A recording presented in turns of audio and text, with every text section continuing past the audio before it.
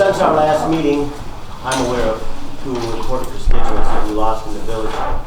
We lost Doug Brody, who was deeply involved in youth sports, and we lost John Lee, who was very active in the Legion. And if there's anybody else that knows of somebody that we should recognize, I ask at this point. If not, we'll just have a quick moment of silence for those two individuals. Thank you. We have two public hearings today. The first one is for local law number 3, overriding the tax cap. That law is simply allows us, if need be, to raise taxes more than the tax cap allows for. Our preliminary budget shows us staying under that, but you need to have that safeguard, and it's something that we approve every year. So if anybody would like to make a comment on that. Can you make a motion to open it? Yeah, I'll make a motion to open the public hearing for the local tax cap override. I'll second that motion. All in favor? Aye. Opposed? Motion's carried. Comments from the public? Okay. At this point in time, it's 4 o'clock. I don't see any reason why we need to keep that open. We have number 4 too. Yeah, I'm going to do that one next. Oh, okay. I'll accept the motion to close the public hearing. I'll make a motion to close the public hearing. Second? I'll second. All in favor? All right.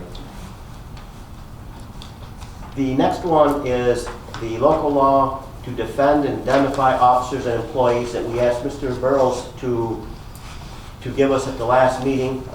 Does anybody have any concerns or raise any questions on it? I've looked at it, and I think we need to put that in place just as soon as we can. And if anybody in the public wants to see a copy of it, we have it. I'll leave that public hearing open. Mr. Mayor, you want me to summarize so the public understands what it's Absolutely. about? So in New York State, unfortunately, municipalities are large targets for all kinds of claims, good, bad, and otherwise. And the danger is that a lot of times claims against a town or a village will also name its officers and or its employees.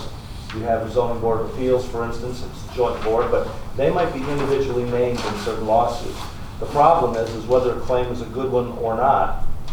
When they're named, it puts them at risk, it puts their families at risk financially, and so when New York State recognizes that, public officers law has a provision that indicates that a town or a village may adopt the appropriate, it's a local law or it could be an ordinance or a resolution. I recommend the local law just because of the framework of it, but you can adopt a local law to provide protection for all of your employees and your officers. Now with that, it provides for defending them in case there's a claim against the village or any of its officers. The village, through its insurance, typically will defend those individuals as well as employees. It does not cover reckless behavior, does not cover intentional behavior, but it's a very, very important safeguard to have in place for municipalities to function. I want to emphasize, I'm not aware of any actual threatened or proposed litigation against any of the village's officers, employees at all. I became aware of this, and I usually provide that guidance to municipalities, became aware of it in a different municipality outside of this county, and that municipality did not have the appropriate safeguards in place. I've taken steps to protect them, but that made me think, wait a minute, since I haven't been doing work here, I ought to look. I hadn't found anything here. Good news is you do things right. You don't have those problems. But I do recommend you consider adopting legislation like this to protect all of you and your employees and past officers and employees. I'll leave it at that. Thank you. Did we open public hearing? No, I don't Okay. know. I'll make a motion to open the public hearing for local law number 4. Well, second. All in favor? Aye. Opposed? Motion's carried. At this time, we'll take comments from the public. Privilege of the floor, whoever wishes to speak.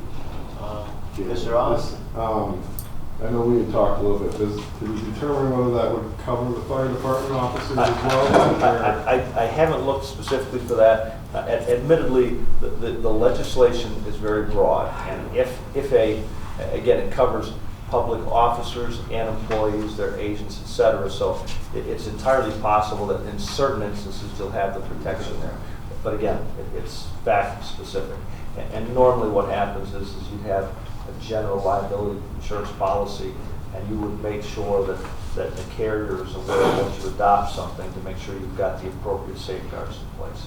So we'll, after it's approved, or if it's approved, we'll forward it to Mr. Intelligent Okay. as an approved document. We'll then tell him it's an approved document. My thought on what Chief Austin has just asked is, what probably wouldn't hurt for them to have one developed for the fire department also, and then we've got the base covered, correct? Again, if something happens that doesn't already cover them, I suspect that it might. I just haven't looked at Okay. that. I would assume it does, because, I mean, under state law, we are employees of the village. And so that's my presumption as well, but again, I didn't actually look specific for that question. If not, we'll get something in place, but yeah, I follow. Okay. Wait a minute, can you add a line in this current law that we're Oh, going to do? yeah, and I should point out too. So what you've got is a local law that when you have a municipality, you act in different layers. You have your motion, and then if you take an official action that's got a little bit of formalities to it, it's a resolution, that's only local. Then we have the next level, which is an ordinance, which is a public document. But the highest order is the local law. Now, you are the legislative body, so you decide if you want to proceed, and if you do, you have a draft document in front of you. Before the time comes that you look to support it, if you support it, you might say, well, wait a minute, we want to amend it to have X, Y, and Z. That's your prerogative as the elected officials as far as what changes you make. So yes, you can make changes, add to, take away from the local law, or you can approve it as it's written, or you can say, no, I don't support it at all. What do you have in that in mind, Well, Chief? I was just saying, can you add a line in here stating that it covers our fire department? Specifically, just to. It's probably not needed, like if, I mean, because my understanding is we're no different than like the DPW or the police department. When So you're- we're covered under that. when If you're- they're covered under it, then we would be too. That's my understanding. They're on our As payroll, fire you are season, not. they're on- But yes. Well, we are, we're just unpaid. We're unpaid employees of the village as well. So that's what it comes down to. So with the draft legislation, I'm just referring to the actual local law, okay, at section 4, it identifies employee, and it's kind of a term of art. So for the employee, it's any member of a public board or commission, trustee, director, officer, employee, volunteer, Okay. expressly authorized to participate in a publicly sponsored Okay, sponsored program. that covers So I think that it covers you, Yeah. but again, I just want to, I didn't look specifically for that. So Yeah, I that's- just know. So what that would mean is those employees, they're covered with the protections. Okay, Okay. So we'll leave that public hearing open, or if there's no comments, I don't know why we need to leave it open. I will accept a motion to. I will make a motion to close the public hearing. Second. All in favor? Aye. Motion to accept the policy as drafted if the board so desires. I'll make that motion. Which So- one? 3? 4. Number 4. Okay. And I will second that motion.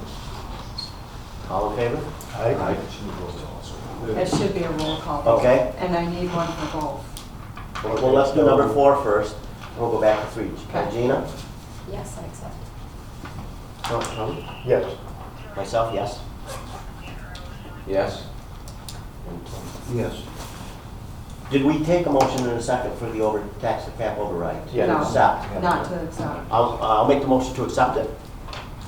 I'll second that motion. All in favor? Roll call vote. Gina? I accept it. Tony? Yes. Myself, yes. Charlie? Yes. Tim? Yes. Motion's carried. Public comment. Going once. Going twice. We will move on. Approval of minutes of the 2/26/25 meeting that you should have in front of you. I didn't see any issues with it, but I'll accept the motion to accept. So moved. And Charlie? I'll second by Tim. All in favor? Aye. Opposed? Motion is carried. At this time, we will ask for the financial approval of the vouchers. All right. General fund, $62,562.78. Water fund, $29,407.74. The sewer fund, $360,263.05. And the capital fund, $4,218,145.49. And I don't know if you want to explain that, Mayor, or you want me to? Go ahead, it's the bonds. Yeah, it was actually a $4,100,000 bond that we had to pay for the wastewater treatment plant. It was actually a grant that we had received, and the money was just sitting there, but when you had to wire it this month, so. Correct? Yeah. Motion to accept the bills. They've all been audited, and I'll make the motion that we. Okay, I'll second. all in favor? Aye. Opposed? Motion is carried. Local law 3 and 4, we've taken care of. General code, I will ask Tim to speak on that. Okay.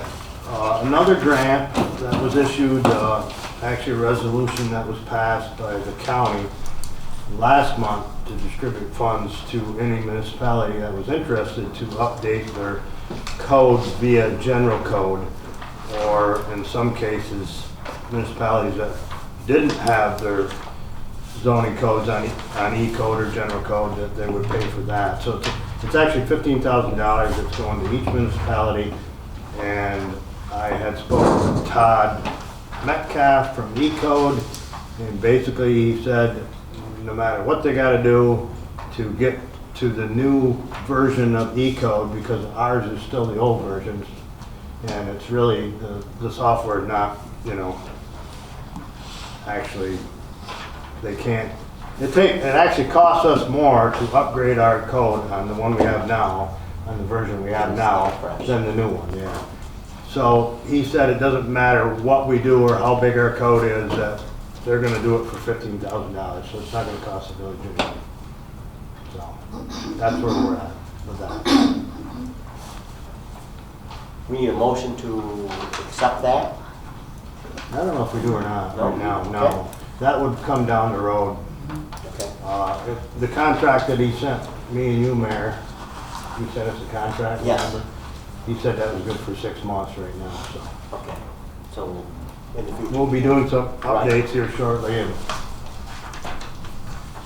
And then we get to zoning law amendments, and again, Tim is our guru on the amendments. And by the way, Tim won re-election yesterday. But anyway, we did do a few changes. The code that was sent to Department of State in December wasn't quite correct, so now we're actually doing some additional changes with that. I would actually like to set a public hearing. I sent it to Mr. Burrows, I sent it to everybody. I would like to set a public hearing for our meeting in April, the first meeting. I'm not saying that we're not gonna close at that meeting, but my understanding is, Mr. Burrows, we can keep it open, correct? You're right, you can. I think our reorganizational meeting is April 2nd. Second. Motion for a public hearing for the zoning amendments on April 2nd. For a public hearing? I'll make the motion, we do the public hearing on April 2nd. I was just gonna ask Wendy if she could put that on the website. Yeah, That copy. have to be in the whole thing, the zoning? Yeah. Okay, sure, yeah, we could do that. We've got a motion from Mr. Adsett. Take a second. I'll second it. All in favor? Aye. Opposed? Motion's carried. The next one is kind of self-explanatory. We have a preliminary draft budget that calls for a 2% tax increase. The budget, we have copies of the draft, and it's online. And so under the Village of Lowville website, you can see it. And we will have a public hearing on that budget on August the 2nd, which I'll take April 2nd, which I'll take a motion in a minute. And we can continue that through to August, or April 16th if we so desire. Which I think is a good idea, because it gives people plenty of time to interpret it, and you still meet the state mandate to have it approved before May. So with that in mind, I'll take a motion for an April 2nd public hearing on the budget. I'll move the budget hearing for the second public hearing. I'll take a second. I'll second. Your choice. All in favor? Aye. Motion's carried. Verizon cell tower. Yeah, that's. Did you skip Yeah, planning zoning that contract? cell tower, I included. No. Let's go back to D, Discuss it again. joint planning and zoning contract. Oh, you're going back? That probably, we're gonna have to ignore for tonight because we need to meet, number D, we need to meet with Mr. Mullins. I would ask the board to bless Mr. Dinesh and I to preliminarily meet with Mr. Mullins to discuss that along with whoever else. As long as we don't have a quorum, there could be another board member there. So if he'll set up the meeting and I'll send out a notice, and from there, if somebody else wants to attend the meeting also, we'll allow that to happen. Thank you. Verizon cell tower. We've got some more information on that. I'm going to deflect that code issue again to Tim. Code issues. We, in this packet, or this zoning changes packet, we actually added a section under telecommunication towers. So, and again, I don't know, Mr. Burrows, if you've had a chance to look at that. I'm not into the specifics, no. You had sent a letter to the planning. So what you've got is so there was an application pending for the Verizon tower. That went through the process and it was recommended to be approved with certain conditions. And the lawyer for the applicant attended last month's meeting, and a primary question he had was in regard to physical inspection of the tower. One of the conditions was that it be recommended that it be inspected, at least annually. And from a federal standpoint, the standards only require inspections every 5 years, other than certain weather conditions. I looked at it and I did, as directed, send a letter to the to the Lewis County Planning Board. And the reason I did that was as follows. As I understand, the village was supportive of saying that a 5-year inspection was sufficient. But unfortunately, the joint town and village planning board couldn't override the county's recommended condition because they weren't going to have the necessary supermajority. It just wasn't possible. And so the thought process was maybe Lewis County's planning board, they might revisit it, and maybe what they would do is change their condition so that their recommended condition would be consistent with the federal regulations. So I sent that letter in support. I've not heard back yet. I did hear from the lawyer from Verizon, and he was supportive of the letter request I sent. But that's where that was left. Okay, their meeting is tomorrow. Okay, so in our updated zoning code changes, I'll in the inspection section of telecommunication towers, I'll actually read this. In section A, towers shall be inspected following ANSI standards every 3 to 5 years, depending on the type. So guided towers 3 years, and a monopole towers 5 years, which this one is a monopole tower. On behalf of the tower owner, operated by a New York State licensed professional engineer for structural integrity and continued compliance with these regulations. A copy of such inspection report, including findings and conclusions, shall be submitted to the zoning officer and the village clerk no later than December 31st of the applicable year, and any non-compliance may be a reason for a permit revocation. And under B, it said, should extreme weather occur, the village board, planning board, or zoning official have the right to require a structural integrity study to be completed by the operator prematurely of the ANSI routine inspections. The operator must oblige within 60 days of the written request. So that is what our new wording is going to say. So basically it follows exactly. Yep. So what their decision is going to be tomorrow, I do not know, but I would assume that but I don't know. And after the last meeting, I was given the information on decommissioning, and I reviewed the decommissioning agreement, and I can approve it as to form. The only question that I didn't know at last month's meeting was the recommendation that they had made was that $75,000 was set aside for decommissioning. We didn't know what the basis was for that. They provided the factual basis for it, and I don't have the technical ability to know whether that's correct or not. So my recommendation is to ask our engineer to review that submittal letter, and if the engineer thinks, yep, that $75,000 figure is appropriate, then it looks fine. But that was the only caveat I had with it.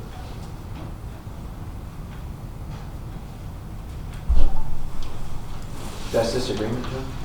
Yes. Decommissioning agreement? Yes, so again, so let me, I didn't Just see on the back. confuse anybody. Everything is itemized on the back for the decommissioning of it. Not this one. It's electronic. So in a nutshell, if you think that I don't confuse everybody, but what happens normally is normally if a person needs the appropriate zoning permit, whether it's site plan specials, et cetera, they go through a process. Cell towers are going through a process, but it's also a bit different. The difference is that at the end of the useful life of the cell tower, we want them decommissioned. We want them taken down, removed, and the land restored. We don't do that with most business activities or residential activities, but we do with cell towers. So the question becomes, well, how is that accomplished? It's accomplished with a document, a contract, known as a decommissioning agreement. Fairly straightforward, and what was offered is fairly typical, fairly routine with it. But then the question is, okay, where's the guarantee? Well, the guarantee is they put up a bond, $75,000. The guarantee they're going to do the work, and what it means is at the end of the useful life, if they don't remove the tower, then the village would have the ability to call the bond and have the tower removed. The question is $75,000 sufficient? We didn't know where that basis came from. They've now given us their line-by-line item of how they calculated it. And my own suggestion was to ask our engineer to review it to make sure that estimate is a legitimate estimate. That plus the fact you might want to consider saying, well, we want an escalator that it would be increased by maybe 2% per year, because 20 years from now, 25 years from now, $75,000 is going to be worth quite a bit less. But again, that's your call. I suggested an escalator makes good sense, but again, a lot of it I defer to our engineer. Yeah, so last week I did some research on it from towers like that, and that's in the last 5 years, roughly it's anywhere from $65,000 to $80,000 for decommissioning of it. So What's the life of a tower? 25.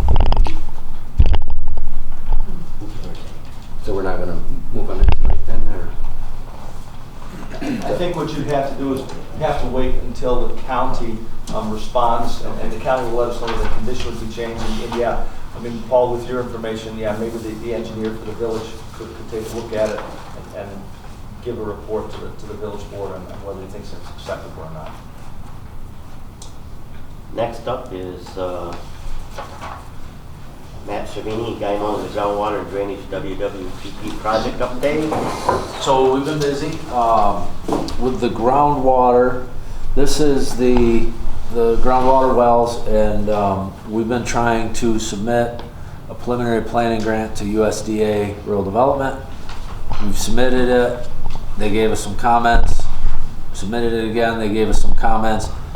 And basically we're down to 2 comments now. One of them is the engineering agreement, which I've given you, needs to be updated. The agreement we had in the last phase was the 2014 version of the Rural Development's accepted engineering agreement. It's a standard engineering agreement.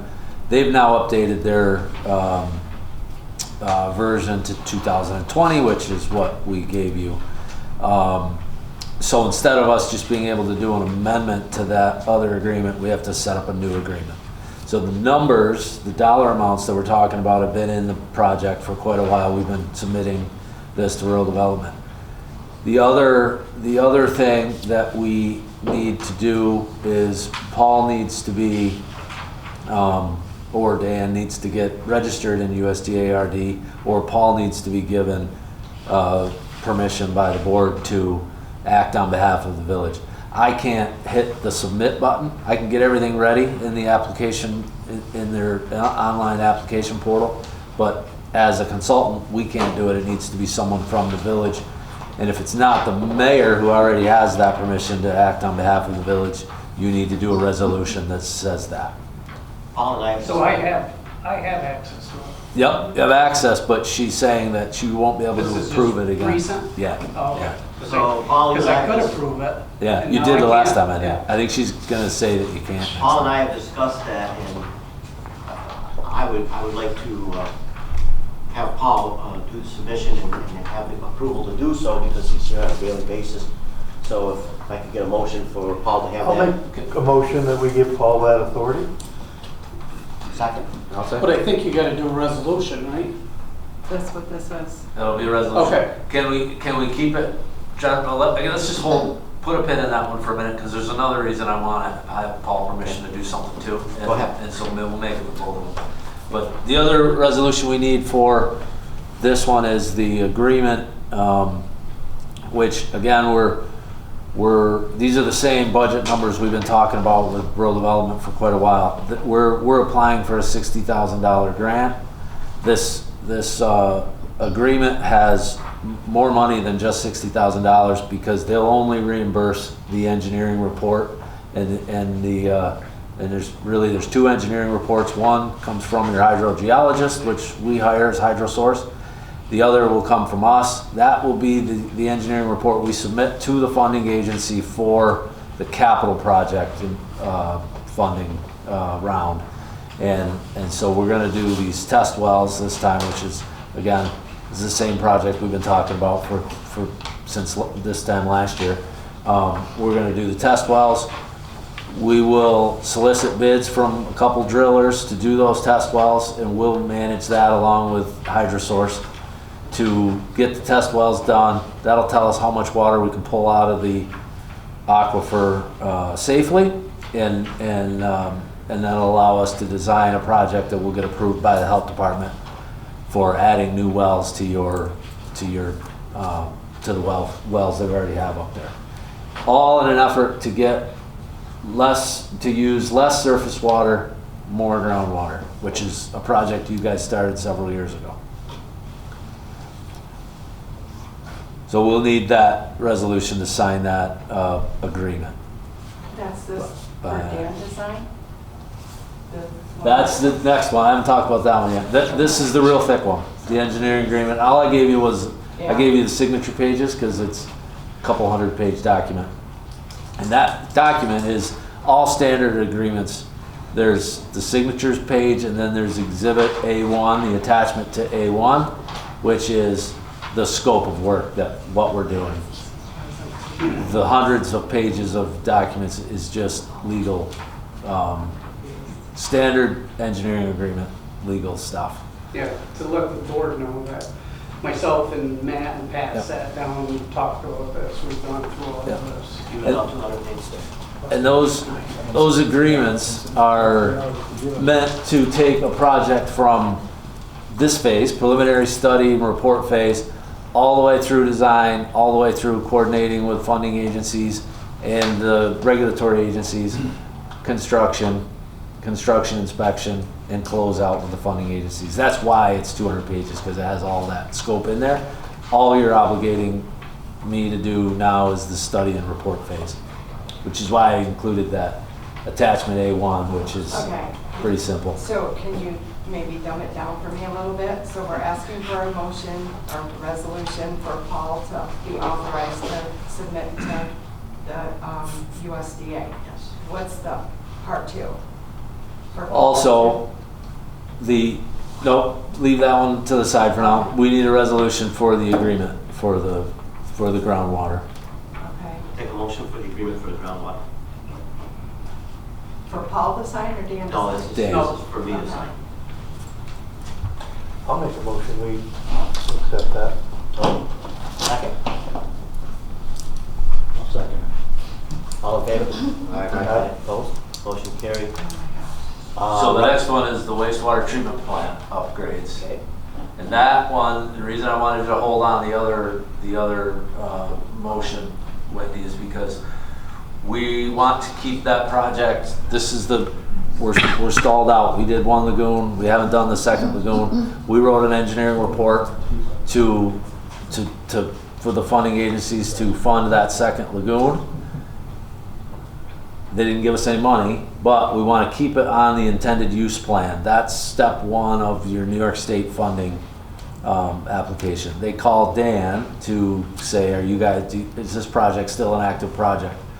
And you want to keep it as an active project because it's cheaper for you to keep it on the IUP than it is to take it off and to try to get it back on again.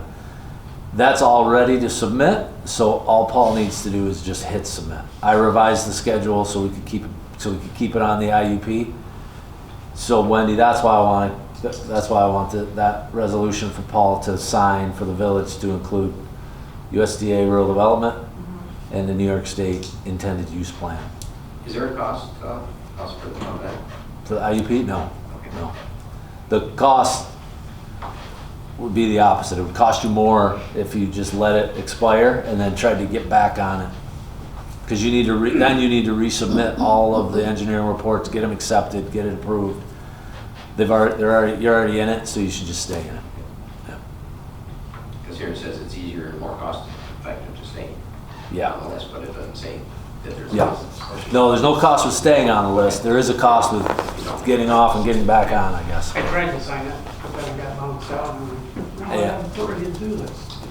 Will you be able to get it once we approve it? Yes. Is there a way they can help you? Okay. So we'll take the motion to allow for Paul to sign, submit the document. Two documents. Two documents, excuse me. I'll make that motion. Second? Yeah, I'll second. All in favor? Aye. Opposed? Carried. Anything else? And I'm almost done. Then the All right. drainage, which is the other one I need Dan to sign. That was the one you held up.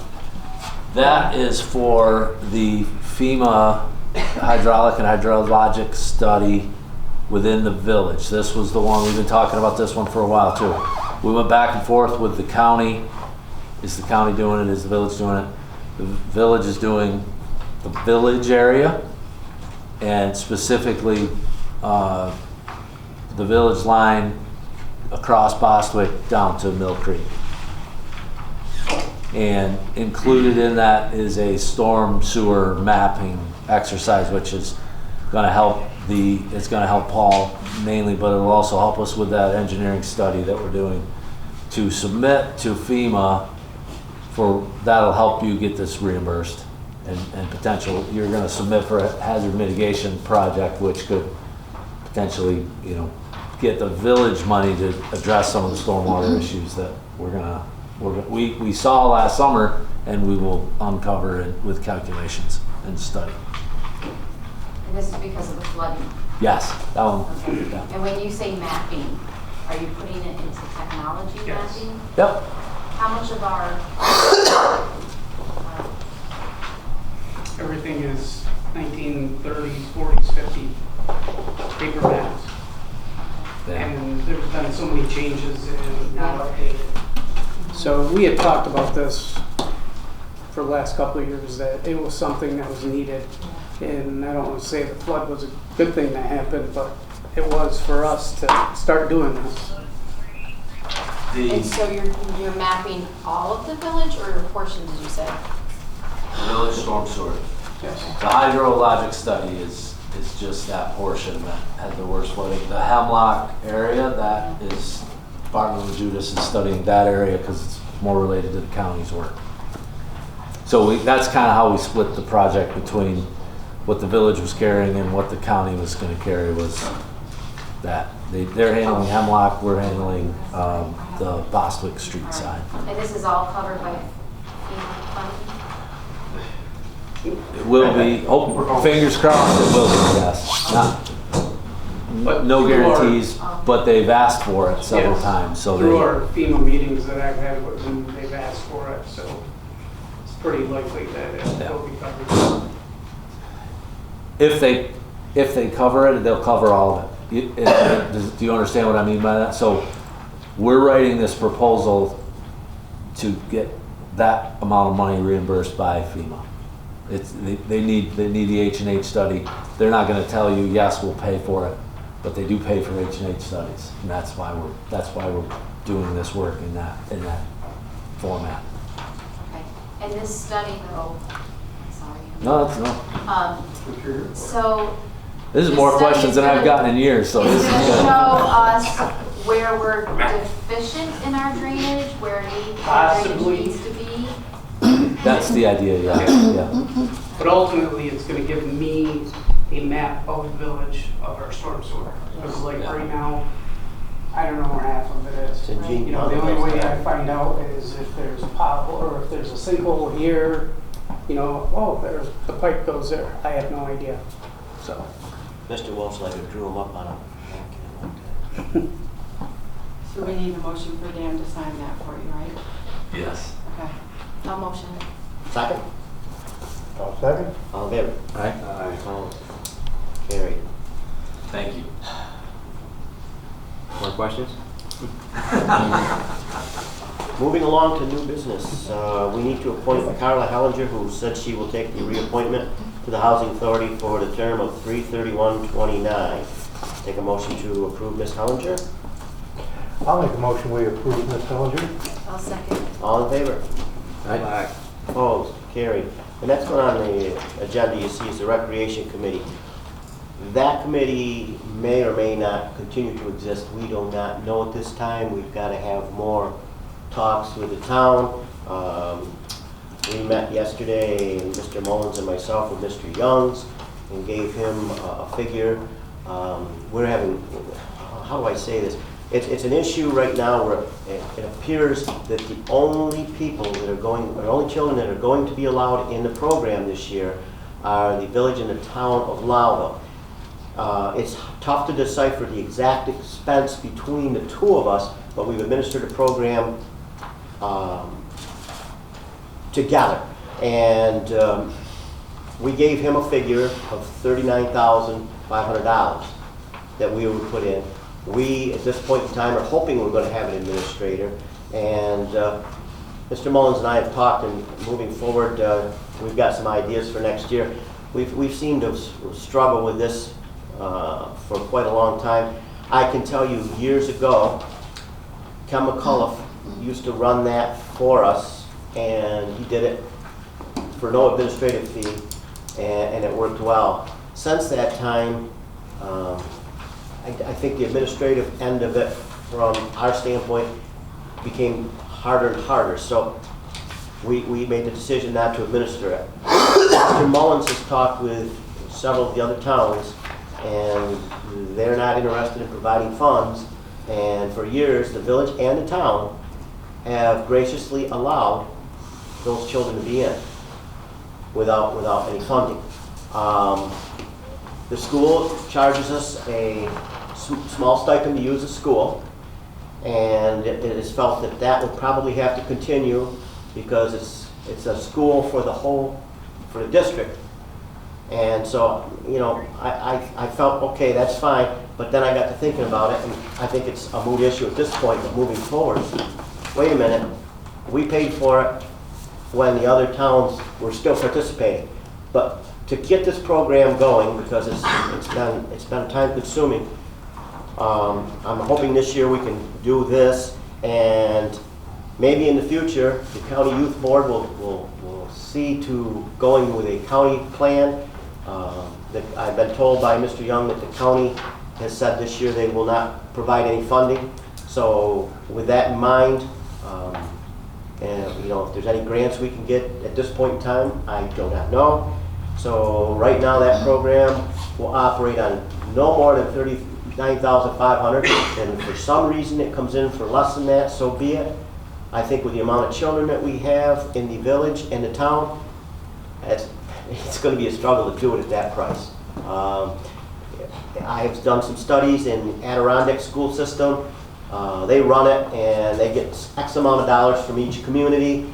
South Jeff assesses at the end the school system for each town based on the number of children. We have salaries that have to be paid as the program's going on. So we will have to funnel money to the program as it's going on so that payroll can be met. It's typically a 6-week program. Don't know if it'll be full days now or not. We got to wait and see. Right now, Double Play, I think, is going to give us a proposal or what they can do, and we'll look at it from there. I wish they could tell you more. There's been more time spent on this than we probably have, but it's for the kids of our community, and things are tougher and tougher. If you look at our budget right now, we've got over $40,000 for the bond interest. We've got a situation where we've got an employee out on leave that we continue to have to pay for, and with benefits. So we've got over $100,000 in our budget this year that we can't use for the community, which is about 6% of our budget. If you look at it, I think our budget's around 2.2 million, and we're looking at a tax increase of 2%. We have wage increases for our employees, which are certainly deserved, and you've got inflation. So I think 2% is a fair figure. We think that we may have to take $100,000 from the fund balance. Our fund balance isn't bad. We have about $1 million in the fund balance, and we have $4 to $5 million in all our capital reserves that are restricted funds. So with that being said, I'm very pleased that we could do this with an increase of $2 or 2%, which is about $960 would be on the tax cap, which is about $936 right now, give or take a couple of cents. So I hope I've been as transparent as possible. The budget is online, and I would, to make things simpler for our clerk, I would encourage you to go on to the Village of Lowville website and look at the budget there. But I have no problem if somebody wants a printed copy, as long as they don't have to do 500 of them, we would give those out. So I appreciate the time, and on April 2nd, we will entertain questions at our public hearing, and again on April 19th. That gives anybody in this community the chance that wants to look at the budget to do so. Thanks. So I've covered B, budget amendments. Wendy, you want to talk about that? They're in your packet. Okay. Is it just one? Right? Just one. Just one. Capital. We need to transfer from the fiscal, we need to transfer from H9901.9 to H22.3, $16,778.58. This is for the 5 streets sewer. Unspent proceeds as recorded on invoice for bond payment, which was paid on 3/19 of 25, which will be today. Motion to accept that amendment. I'll make a motion. Second. Okay. All in favor? Aye. We have a request from the county for a letter of support for Connect All.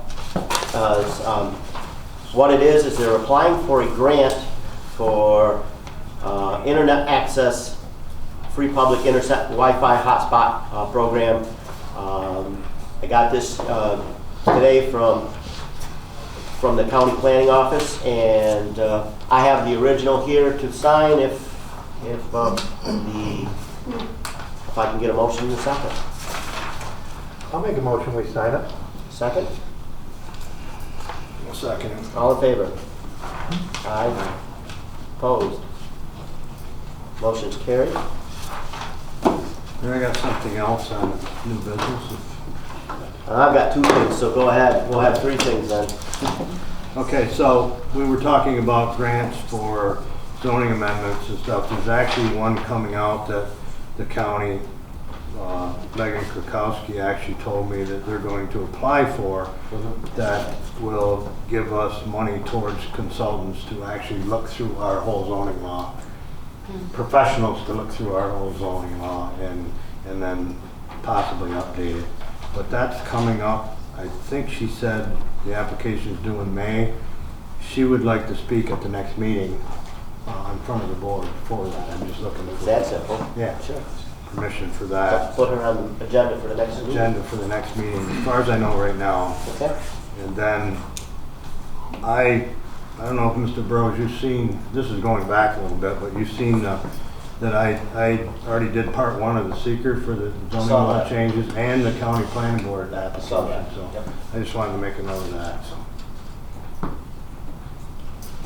Thank you.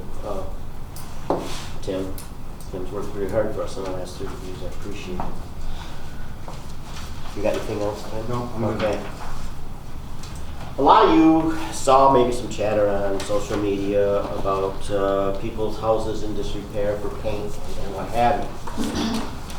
So I've had a few comments, and so yesterday I talked with Mr. Daly because I knew nothing about it. I'm going to read to you the email that I sent to Mr. Daly. I said, thank you for taking my phone call today as we discussed the recent letters that many Lowville residents received as a result of legislative priority.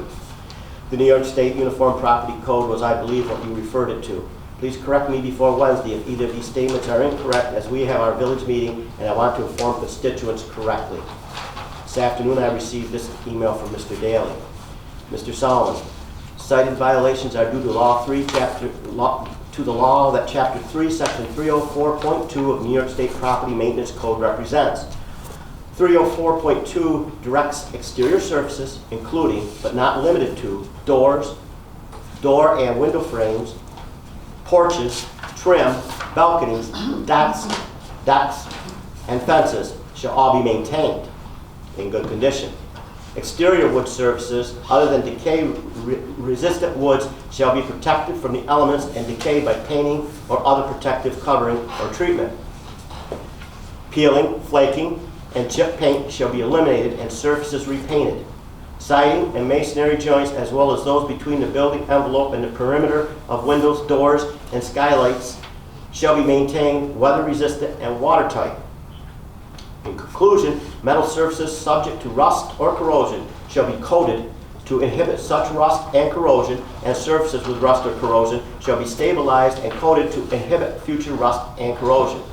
Oxidation stains shall be removed from exterior surfaces. Surfaces designed for stabilization by oxidation are exempt from this requirement.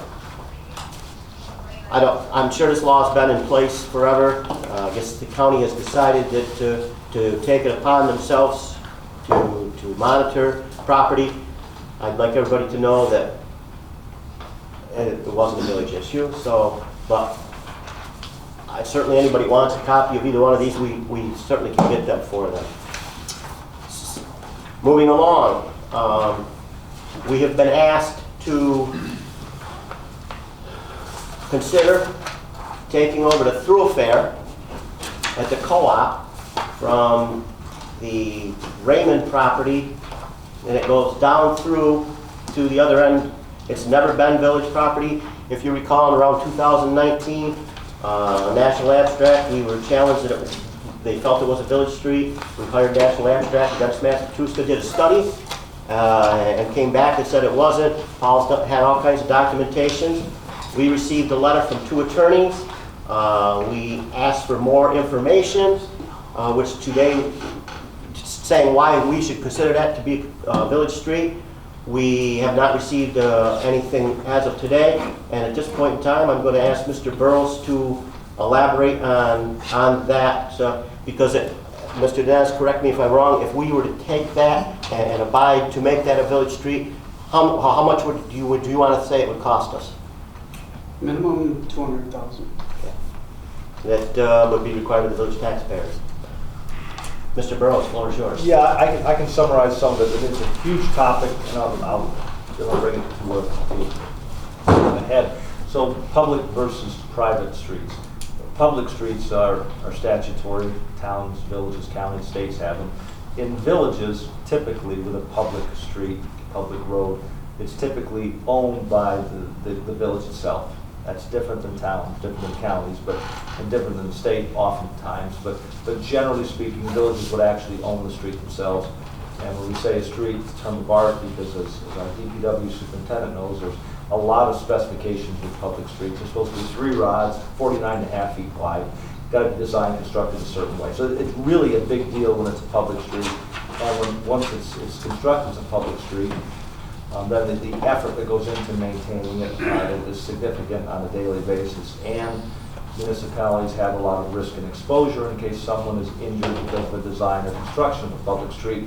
So there's a lot that goes into that. Now, also, to create public streets, what you normally will have in most villages, normally where that property is owned by the village and it's actually dedicated as a public street. So what you have in the village, you have a private thoroughfare that's known as Forest Ave between two distinct points. Forest Ave between Shady Avenue and Trinity Avenue. It's privately owned, it's not owned by the village, and there was a claim that was made to the village. The claim was brought by two attorneys, relatively informal, Attorney Merrill and Attorney Young. They own property on or along or including that private thoroughfare. Their claim was apparently that a family was selling their property. An issue came up, and their thought process was that perhaps this private thoroughfare, Forest Ave, between Shady and Trinity, that actually maybe that should have always been considered to have been a public street, a village street.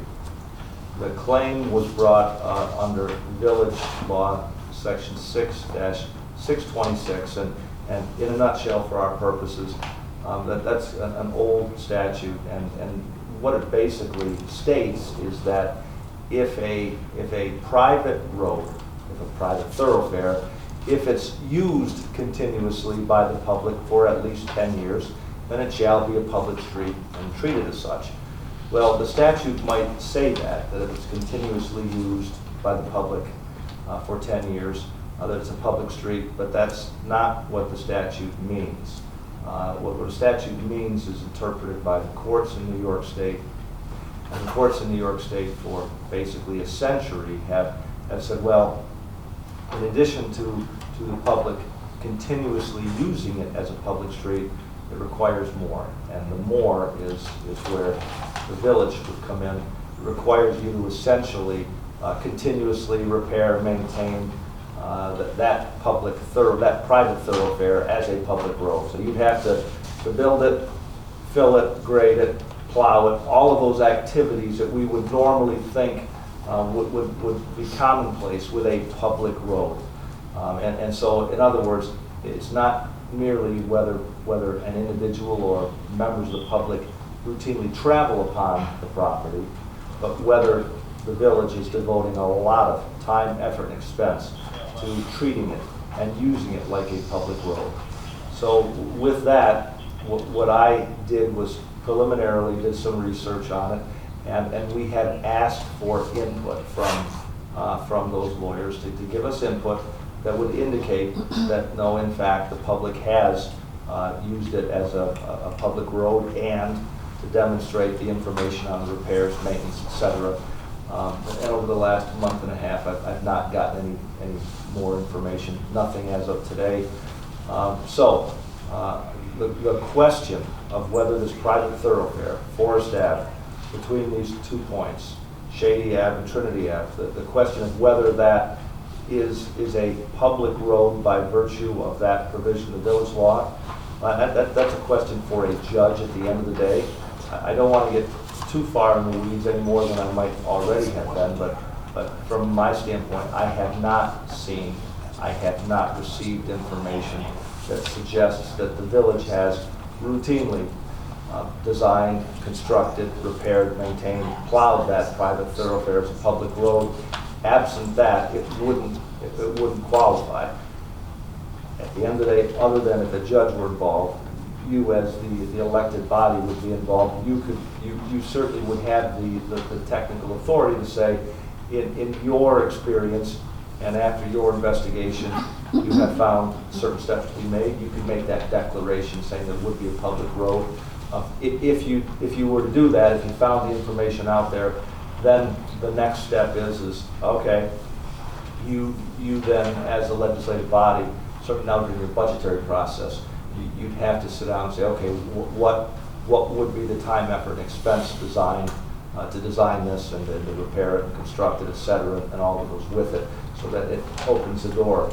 Now, what happened in addition to that request, one of the attorneys suggested that perhaps a portion of this private thoroughfare might be dedicated as a public road. So I mean, again, there's a lot of these twists and turns with these roads. I mean, that just is at the state level. A dedication is a unique process where private property becomes a public road. But with that becomes a legislative step for you to take if you wish to do so. It's entirely discretionary to take private property and use it as a public road. And it happens from time to time. A quick example might be with a subdivision. If John Doe owns a lot of land and wants to have a housing development, they might want to take and design and build a road and then have the community take it over as a public road. There's a dedication process for that. You can do all that theoretically if you wish, but hold on to your checkbook for the cost to do that and then to maintain it thereafter. That's discretionary, but all of this is. So at this point, that's where the process is. I'm sorry that I don't have better information for you, more information for you, because right now, as you're working on your budget process, it's an important factor to look at, especially when you having adopted the 2% tax cap, because it could dramatically change the numbers. But numbers are one thing, but the reality is based upon that request or that demand, where are you now? And we've received no additional information on that private thoroughfare other than what you've already seen and maybe what you've heard from me today.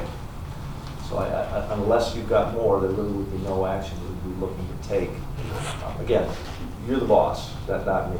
If you think that there's more information, fine. You have the legal authority, but short of that, that there's no formal action that would be taken, I assume, by the village board at this time.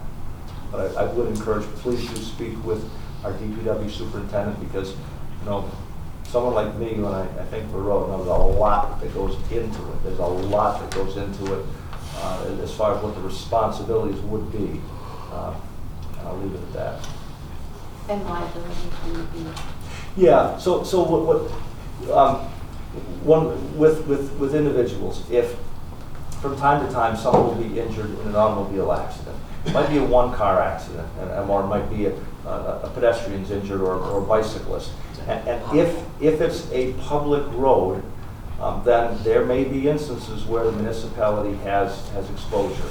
And there's a process they've got to follow, but in a nutshell, if it's a public road, then if it's not properly designed, you can have exposure for liability.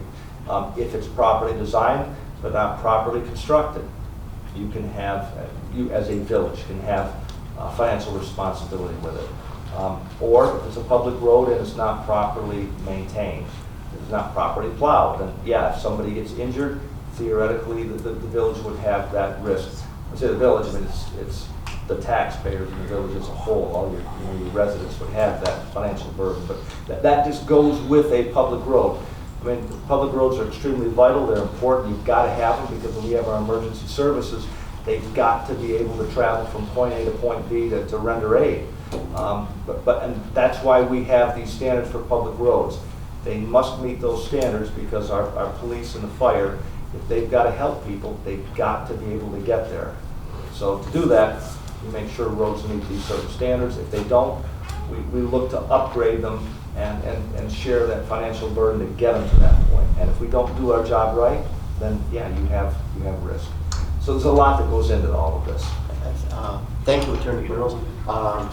Based on the fact that we're still waiting for information, I don't know if there's any more to discuss tonight on this issue. Gina had another question. Go ahead. Sorry, Dan. I'm Well, I sorry. have a few questions, but if we're going to table it and it's not a issue, then, It's not a motion.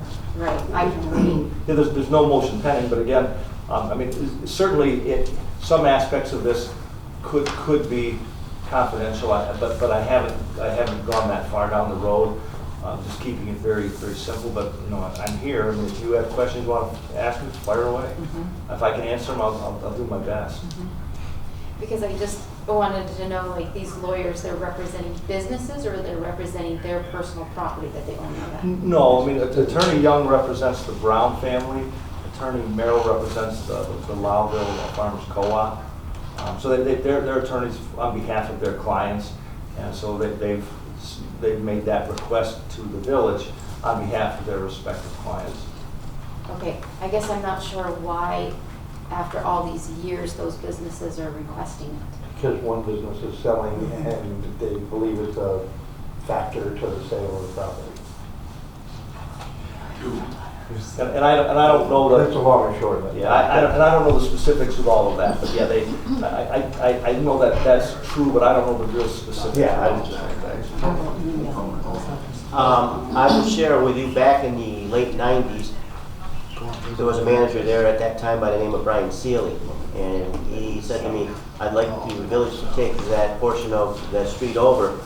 And my remark to him was at that time, well, certainly you need to send the village a letter for us to even consider it. And that was the end of it. We never got the letter. And then it was challenged 5 years ago based on a plowing issue, and that's when we hired National Abstract to prove that it wasn't, which came out to prove that it wasn't a village street. So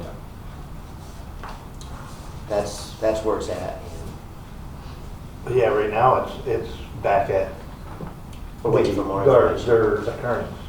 Yeah, I mean, and so it's private property. When they acknowledge it's private property, they acknowledge the village doesn't own it.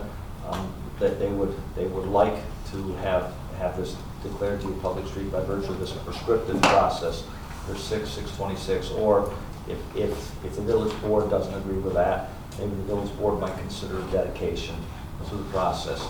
So it becomes discretionary from your standpoint. I just want to report to you what I have and don't have, and what the general framework is, and I know that it's time sensitive because you're going through your budget process. I'm sorry, I don't have, more information right now, and I know that, you're worried about adopting, legislation for defense and indemnification of officers. Well, we've got our fire department. That's what they do. They help people, they rescue people, and the police do too.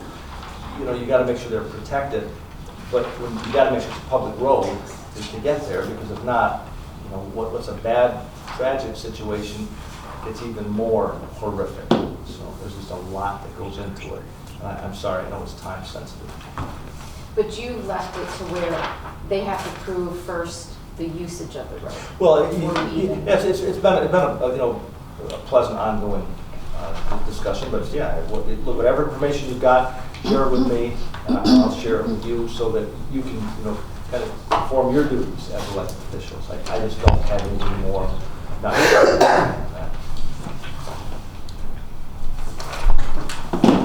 Okay. Ray Cog. Yeah. You want to ask the question? I didn't want to interrupt the meeting. Go ahead. If this is going to be open to the DRI, there's plans with, I believe, with Naturally Lewis and part of the DRI to develop that. Is this something that's under their scope? There was originally, but it didn't make the DRI project. We did not make the cut. They reduced it down. It was part of the original project, then they reduced it down. But it was outside of the scope of the DRI. Yeah. And that's why it got, Well, I know Naturally Lewis has talked about developing all that too, so I mean, there's that in the back burner. Yep. Because that was discussed the other night down the meeting, that they were looking to develop that section when it was sold, so that's something to consider. Would the developer then build the road to your built the standards? road, put new water main in, put new sewer main in. And that, 'Cause just, that would this have is, to happen. like I say, some I know, preliminary things are I know. okay. Yeah. But it was outside the. It was outside the zone, DRI. right? The footprint, outside the Footprint. zone. It was outside the boundary. Right, outside the boundary. It's like Jim described a subdivision. If somebody owned a big chunk of land and they were gonna develop village streets, to have them dedicated to the village when they were done, similar like they did with the 801s. That's how that would normally be done. Someone like us would design a road that met your standards. There'd be a review process, and then we'd have to certify that it got built to your standards. And also, so you could then maintain it to your standards, right? You'd make it wide enough and all those things. That's how it would normally happen. Which would come into play if it was part of the DRI, I mean, because Right. when they were gonna put that great big housing in building right in there, you know, you'd have to have that. You need a road, right? So, But also, the whole point of making it a road is you have all these houses which are bringing in tax revenue. Like, if we make a road down there, then there needs to be some revenue on that street. There needs to be development on that street so that it's covering the cost of it. But we also have to know where all these pipes are, because if you put a road in and then you have development, you're pulling up. There is none. Oh, There's, on Trinity Ave side, we actually have an easement for a sewer line, but it runs across it. So there's nothing that goes down to Forest Ave. so you No can't water, even no have sewer. development without that. Yeah, the throughfare, so. And there are no residents that live on that street. Property in first place, which they have not. And Who currently maintains it, the co-op, like they plow it and stuff? yeah, we're not. And So Lewis County. we don't, that's all I'm gonna say, we haven't. Nothing, We don't. but plans.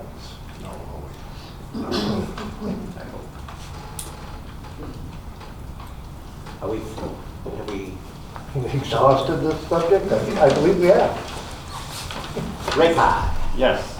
So our next RACOG board meeting will be May 22nd, 6 o'clock at the town of Wilna Municipal Building.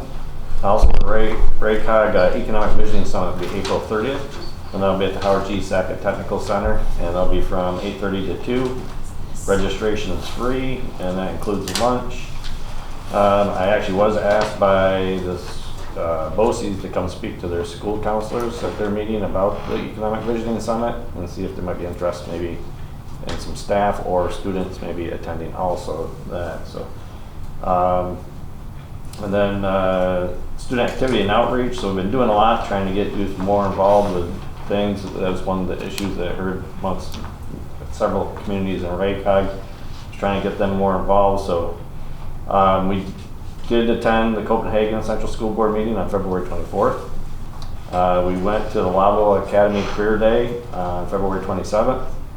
And on March 4th, we actually had a conference call with the Executive Director of the Association of Towns, which was interested in the Civic Service Student Activity Program that we started this year and running that over through BOCES.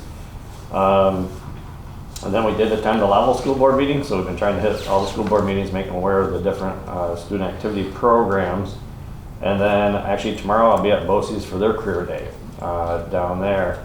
And then next month we'll be going to Beaver River School District school board meeting there. But one of the things we've been talking about was the Civic Service Student Activity Program, as well as the student RACOG student board that we have that's active right now. We'll be meeting pretty soon with that student board again because we had a survey out to their peers, and we so far have 84 surveys filled out between 9th and 12th graders from different school districts. And I expect we might get a few more tomorrow when we're at the career fair. So, so then they'll be going through those results, and then they'll be at the May meeting. The students will come and pitch their ideas from those results in the survey to RACOG.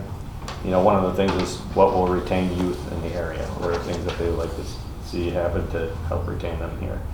The wastewater operator training, I know that that's still mostly just looking for an instructor to do that, and that'll happen here coming up.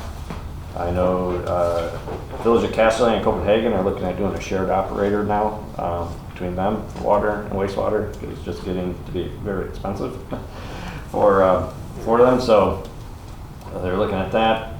And we did have the Village of Krogan who asked to join RACOG, so we do actually have a letter from them. Town of Rutland has expressed interest also. So we might have a couple more communities looking to join RACOG come the May meeting. And I will be losing my second associate circuit rider come April because he's moving up to the Tughill Commission, Patrick Brady. So I'll be looking at trying to see if we can find someone else. So if you know of anybody who likes a little just part-time work, usually a couple of meetings a month to cover, then just let me know, because I'll be looking to fill his position, especially with potential of growth in Raycog again, that I'll definitely need two associates. So, other than that, I don't know if you have any questions.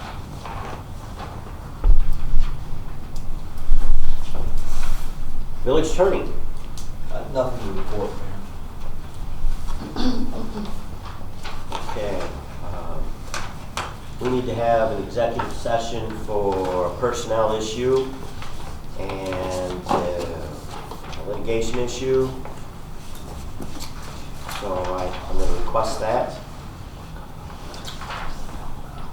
Clerk Treasurer. I got nothing. Mr. Orlick, Chief of Police. Just a couple quick things. Body cameras are in. Some of the other equipment's trickling in. We got some more stuff today or yesterday. So we're waiting on a training date to put them into service. I'm waiting for one more quote to come back to upfit the new car.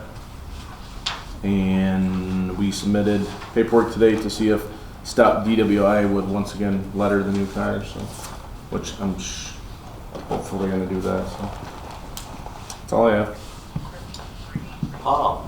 Well, with the nice warm weather, the crews are out sweeping up sand in the streets. We do have the pickleball tennis courts are cleaned and open and ready for use. Spring cleanup will begin March 31st and it will end May 2nd. This year, we will not be picking up debris after May 2nd unless we have a severe storm. For the last couple of years, we've been picking it up regularly every day.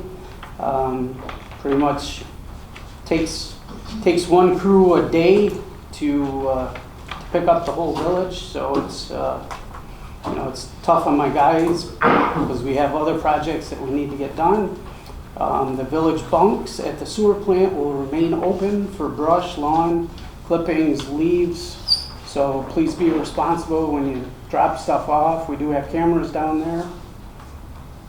And that's about it. Capital. Nothing to report. Personnel. No, nothing. Finance. Mr. Austin, Fire Chief. I'm all good this month. Okay. Police Department. No, we're good. ZBA. We actually meet next Wednesday. Municipal Board. We didn't have a meeting this month, nothing on the agenda. Anything for the town? That'll be tomorrow. Tim, County. I did attend the meeting. Basically, the only thing regarding the village was the grant for E-code. So, Okay. 28th. We covered recreation. Sorry, that's not right. Raycog, we talked through. I guess at that point in time, we have no further public issues for this meeting. I'll entertain a motion to go into executive session for the three issues that I mentioned earlier. Personnel, litigation, well, two issues, personnel and litigation. I move. I'll second. All in favor? Aye. Opposed? Carried. I wish to thank everybody for coming. Do you anticipate any action after your executive session? No, I don't. If something happens, I'll give you a call if you don't.